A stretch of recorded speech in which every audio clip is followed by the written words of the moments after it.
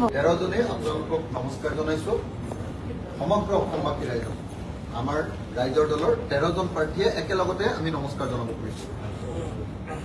নমস্কাৰ স্যাৰ। আমি সমগ্ৰ অসমবাসী ৰাইজৰ দলৰ তৰফৰ পৰা ধন্যবাদ জ্ঞাপন কৰিছোঁ যে আপোনালোকে এইবাৰ যি ধৰণে ভোটদান কৰিলে সমগ্ৰ অসমৰ ভিতৰতে এটা ভোটদান কৰা এটা নিৰ্বাচন এইবাৰ পৰিগণিত হ'ল আৰু এইবাৰ ভোটদানৰ যিটো সৰ্বাধিক হাৰ সেই হাৰটোৱে প্ৰমাণ কৰিছে যে এইবাৰ অসমৰ মানুহে সাম্প্ৰদায়িক বিজেপি চৰকাৰ ফেচিষ্ট বিজেপি চৰকাৰ হিটলাৰ হিমন্ত বিশ্ব শৰ্মাৰ পৰা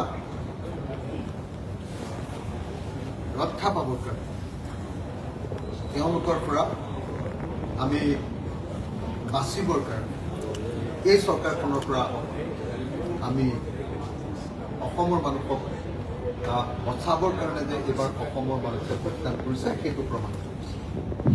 গতিকে অতিমাত্ৰা ভোটদানৰ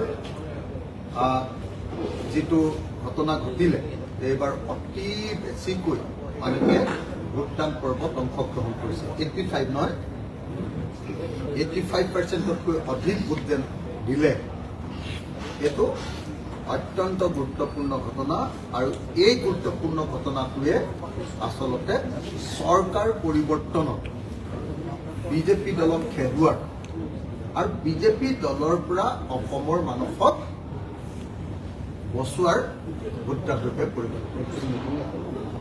গতিকে আমি অসমৰ সকলো ভোটাৰক এনেকুৱা ধৰণৰ বিপুল ভোটদান কৰাৰ কাৰণে ধন্যবাদ জ্ঞাপন কৰিছোঁ।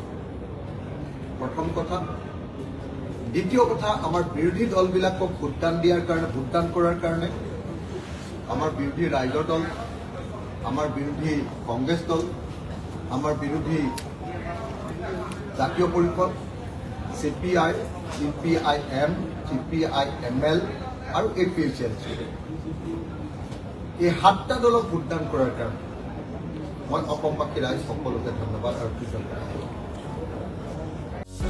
যিকোনো খবৰৰ বাবে যোগাযোগ কৰক আমাৰ এই নম্বৰত 9181 307 2221।